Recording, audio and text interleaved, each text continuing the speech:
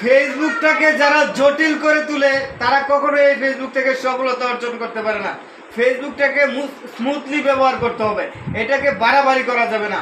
আপনার একটা পেশা আছে, আপনার একটা কাজ আছে, আপনার একটা অফিস আছে বা কিছু একটা অবশ্যই আছে, আপনি ওইখানে শ্রম দেন। আর এইটাকে আপনি একটা অপশনাল হিসেবে ব্যবহার করতে হবে। এটা নিয়ে সবসময় লেগে থাকা যাবে না। কি বলেন, লেগে থাকা যাবে না?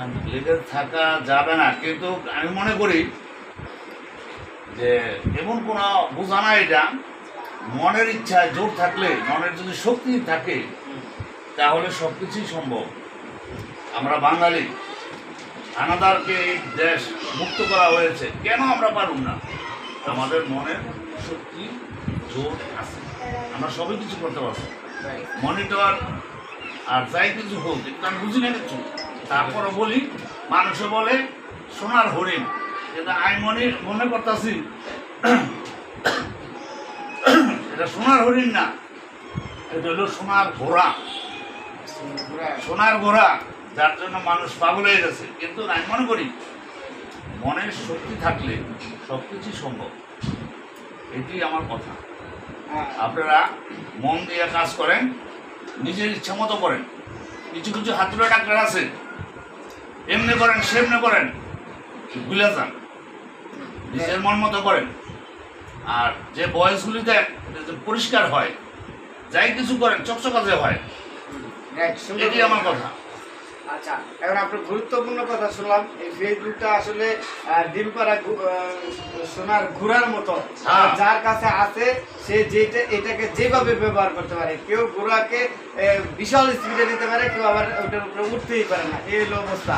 আপনি যদি এটা ব্যবহার করতে পারেন তাহলে এটা আপনার সর্বোচ্চ গতিতে আপনাকে নিয়ে যাবে। আর যদি ব্যবহার না করতে পারেন তাহলে আপনি যেখানে আছেন সেখানেই পড়ে থাকবেন। পা ভেঙে পড়ে যাবো। হ্যাঁ, পা ভেঙে পড়ে যাবেন। ঠিক। আর ঘোড়া তো, ঘোড়ার পা পড়ে গেলে শেষ, তার কোনো মূল্য থাকে না। যাই হোক, এখন যারা কন্টেন্ট মনিটাইজেশন এখন পর্যন্ত পায় নাই তাদেরকে আমি বলবো এটা নিয়ে এত ভাড়াবাড়ি না করে আপনি শুধু আপনার কিছু কন্টেন্টগুলো আপলোড করেন নিয়মিত করলে পেয়ে যাবেন। এটা যে কেউ পাবে, যে কারো দ্বারা সম্ভব। তবে এটাকে নিয়মিত কন্টিনিউ ব্যবহার করতে হবে। আর পাওয়ার পরে যারা পাইছে আর যারা পায় না, আর যারা পাইছেন তাদেরকে বলবো এটা থেকে সর্বোচ্চ বেনিফিটটা কিভাবে নেওয়া যায় সেটা নিয়ে আপনাকে কাজ করতে হবে এখন থেকে। আমি আরো বলতে চাই, আমার কাছে এই যে ভাই আসছিলেন কিছুদিন আগে, তো আবার আসছেন পরামর্শ নেওয়ার জন্য বা কোনো একটা সমস্যার জন্য। ফেসবুকে বা ওনার মোবাইলে যে কোনো সমস্যা হলে আমার কাছে চলে আসেন। বাড়ি হচ্ছে বিক্রমপুরে। ভাই, বিক্রমপুর না? বিক্রমপুর মুন্সিগঞ্জ থেকে চলে আসেন যে কোনো সমস্যা হলে। এরকম কিন্তু প্রচুর পরিমাণে মানুষ আমার কাছে আসে, প্রত্যেক দিনই আসে। আজকে শুক্রবার প্রচুর পরিমাণে মানুষ আসছে ফেসবুক বিষয়ে জানার জন্য, কাজ করার জন্য, বা তাদের আইডিতে কি অবস্থা আছে না আছে এগুলো দেখানোর জন্য। তো ভাইয়ের জন্য শুভকামনা রইল। আসসালামু আলাইকুম। আমি আর একটা কথা বলি, যারা ফেসবুকে কাজ করেন, হিংসা না, একে অপরের সাথে মিলে কাজ করেন। খোঁচা দিয়েন না। আপনি মনিটর পাইছেন, বিশাল কিছু পান নাই, আমি যে পাবো না সেটা আপনি চিন্তা করবেন না। আমার ভাইকে যা আছে তা হবে, আমি চেষ্টা করব। আমার মনে জোর আছে ইনশাল্লাহ। যার মনে জোর আছে তার আসলে কোনো পিছনে তাকানোর সময় নাই।